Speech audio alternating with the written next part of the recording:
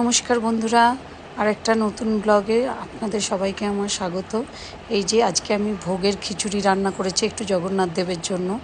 উল্টো রথের দিনই করেছিলাম, মানে কালকে, আর আজকে আমি পোস্টটা করছি। ঠিক আছে, এই যে ভোগের খিচুড়ি রান্না করেছি এই যে জগন্নাথ দেবের জন্য। উপকরণগুলো দেখিয়ে নিই তাহলে। প্রথমে একটু মশলাটা রেডি করছি। আদা দিলাম, এরপর আমি দেবো গোটা জিরে, আদার মধ্যে 2 চামচ গোটা জিরে দেবো। তারপর দেবো আমি রাঁধুনি। হ্যাঁ, রাঁধুনি সচরাচর কেউ দেয় না, আপনারা দিয়ে দেখবেন, ভালো লাগবে। রাঁধুনি, গোটা জিরে আর আদা দিয়ে মশলাটা পেস্ট করে রাখতে হবে। ঠিক আছে, এরপর টমেটোটা আমি একটু পেস্ট করে নিই। আর টমেটোটা অপশনাল, আপনারা চাইলে নাও দিতে পারেন। বাস এই দুটি মশলাই লাগবে। এরপর এই যে চালটা ধুয়ে রাখছি, আমি এখানে গোবিন্দভোগ চাল নিয়েছি। 250 গ্রাম গোবিন্দভোগ চাল দিয়ে খিচুড়িটা রান্না করব। আর 250 চালে আপনারা 150 গ্রাম মতো মুগের ডালটা দেবেন। ঠিক আছে, এই পরিমাণ আন্দাজ করে করবেন। এরপর দেখাচ্ছি কী কী মশলা লাগবে। ফুলকপিটা ভেজে রেখেছি, মশলাটা বেটে রেখেছি, এই যে টমেটো আর এই যে আদা পেস্টটা, আদা জিরে, আর এই যে মুগের ডাল ব্যবহার করব এখানে, আর গোবিন্দভোগ চাল, মটন ঘি, সর্ষের তেল, ধনে গুঁড়ো, লঙ্কা গুঁড়ো আর গরম মশলা গুঁড়ো। আর ফোড়নে ইউজ করছি শুধুমাত্র শুকনো লঙ্কা আর তেজপাতা। ঠিক আছে, এবারে কড়াই চাপিয়ে নিয়েছি। এবারে দেখছি একটু গরম হয়েছে কিনা কড়াইটা। এরপর মুগের ডালটা কড়াইয়ের মধ্যে দিয়ে দেবো। শুকনো কড়াইয়ের মানে বিনা তেলে শুকনো খোলায় ভেজে নেবো ডালটা। তারপরে মুগের ডালটা ধুয়ে নিতে হবে, একটু করে লাল করে ভেজে নেবো আমরা। এই যে লাল করে একটু ভাজছি, এদিকে জল গরম হতে দিয়েছি। এদিকে জলটা আমার গরম হচ্ছে, আর এদিকে একটু ডালটা আমি ভাজছি। দিয়া আমার হেল্পার একটু মশলাটা করতে হেল্প করেছে। হয়ে গেছে এই যে ডালটা ভাজা। এরপর আমি ডালটাকে ধুয়ে নেব। ডাল ধোয়া হয়ে গেল। একটু আমি ফিল্টার জল ইউজ করি ডালটাতে, সব কিছুতেই। ধোয়া কলের জলের পর আমি একটু ফিল্টার জল ব্যবহার করি। এই যে লাস্টে একটু ফিল্টারের যে ডালটা দিয়ে দিলাম। জল আমার গরম হয়ে গেছে, ফুটে গেছে। ফুটন্ত জলে ডালটা দিয়ে দিলাম। এরপর ডালের মধ্যে সামান্য করে নুন আর হলুদ দিতে হবে। একটু নেড়ে দিলাম খুন্তি দিয়ে। একটু হলুদ দিচ্ছি 1 চামচ, আর একটু দিলাম। নুনটা দেবেন 2 চামচ আমি দিয়েছি, আপনারা আপনাদের আন্দাজ মতো দেবেন। ঠিক আছে, নুন আর হলুদ দিয়ে ভালো করে জলটা ঘেটে দিলাম, একটু নেড়ে দিলাম, ঢাকা দিয়ে দিলাম। এদিকে আমি একটা কড়াই চাপিয়ে কড়াইয়ের মধ্যে তেল দিয়ে দিলাম। হ্যাঁ, কড়াইয়ে তেল দিয়ে তেলটা একটু গরম হতে দেবো। তেলটা আমার গরম হয়ে গেলে আমি একটু সবজিগুলো ভেজে রাখবো। একটু নুন দিলাম। তারপরে এবারে আলুগুলো আমি ছেড়ে দেবো। যে আলুটা আমি ভাজছি, গরম তেলে আলুটা ছেড়ে দিয়ে, আলুটা ভাজা হয়ে গেছে দেখুন।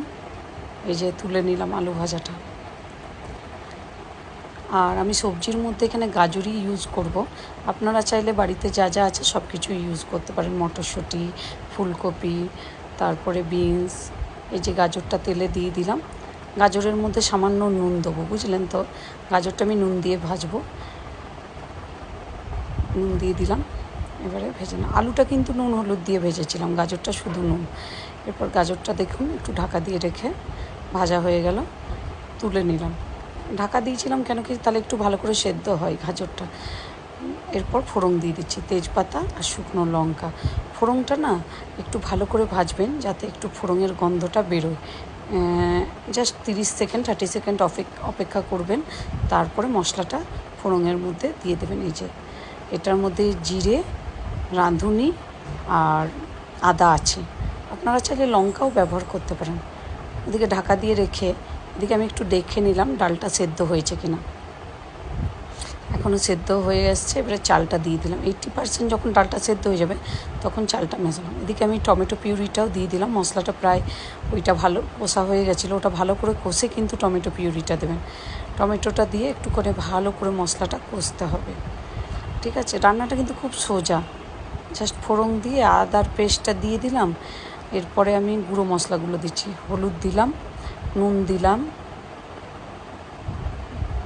এরপর আমি একটু ধনে গুঁড়ো দেবো, ধনে গুঁড়ো দিয়ে দিলাম 1 চামচ, সব 1 চামচ করে। এরপর একটু লঙ্কা গুঁড়ি দিলাম, আর দেবো একটুখানি গরম মশলা গুঁড়ি, সেটা আমি শেষে দেবো, ঠিক আছে। আর গুঁড়ো মশলা কিছু না, বাস ভালো করে গুঁড়ো মশলাটা মিলিয়ে দিলাম, কষে নিচ্ছি। এদিকে ডালটা আর চালটা প্রায় হয়ে এসছে আমার। এদিকে মশলাটা কম আঁচ করে ঢাকা দিয়ে কষতে দিলাম। এইদিকে আমি একটু দেখে নিলাম চাল ডালটা সেদ্ধ হয়ে গেছে, দেখছেন তো প্রায় 90% সেদ্ধ হয়ে গেছে। এরপর আমি সব সবজিগুলো এই ডাল চালটার মধ্যে মিলিয়ে দেবো। এই যে গাজরটা, আলুটা আর ফুলকপি, আমি 3টে সবজি ব্যবহার করছি, ঠিক আছে। আপনারা চাইলে মটরশুঁটি দিতে পারেন, বিনস দিতে পারেন, যার যে সবজি ভাল লাগে ব্যবহার করতে পারেন। শীতকালে তো অনেক রকমের সবজি পাওয়া যায়, আপনারা ইউজ করবেন। আর এই যে আমার এইদিকে মশলাটার মধ্যে আমি 4-5টা কাঁচা লঙ্কা চিড়ে দিচ্ছি। এখানে একটা কথা বলার আছে আপনাদেরকে, আপনারা চাইলে মশলাটা যে বেটেছিলাম সেখানে লঙ্কা দিতে পারেন। এই যে চিনি দিচ্ছি, একটু বলে নিই, খিচুড়িটার মধ্যে আমি চিনি দিলাম। চিনিটাও কিন্তু আপনারা আপনাদের স্বাদ মতো দেবেন। আমি একটু 2 চামচ চিনি দিয়েছিলাম। আর এই যে মশলাটা এদিকে কষছি, মশলা কষা হয়ে গেছে, মশলাটা আমি এবার খিচুড়ির মধ্যে দিয়ে মিলিয়ে দিলাম। বাস আমার খিচুড়ি প্রায় রেডি হয়ে এলো। ভালো করে মিলিয়ে দিয়ে গরম মশলা গুঁড়ি দিয়ে দিলাম। আমি সানরাইজের ইউজ করেছি, আপনারা চাইলে নিজেদের পছন্দ মতো করবেন। এদিকে কড়াই ঘি গরম করে একটুখানি কাজু আর কিশমিশ দেবো। আপনারা চাইলে শুধু ঘিটাও দিতে পারতেন, কাজু কিশমিশ না দিলেও হয়। আমি একটু কাজু কিশমিশ দিয়ে খিচুড়িটাতে মেলাবো, ঘিয়ের মধ্যে কাজু কিশমিশ দিয়ে দিলাম। খিচুড়ি আমার রেডি, আপনারা একটু ঘরে ট্রাই করবেন।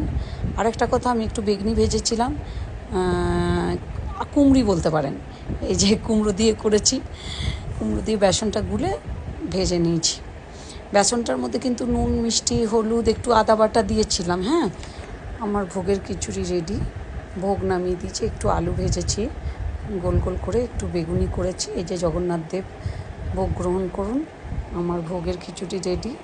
এর উপর থেকে আপনারা একটু ঘি দিয়ে দেবেন, আর একটু সুস্বাদু লাগবে। আমি একটু ঘি দিয়ে সবাইকে পরিবেশন করেছি, ঘি দিয়ে সবাইকে। আচ্ছা, আমার ব্লগটা আজকে এখানেই শেষ করলাম। সবাই ভালো থাকবেন।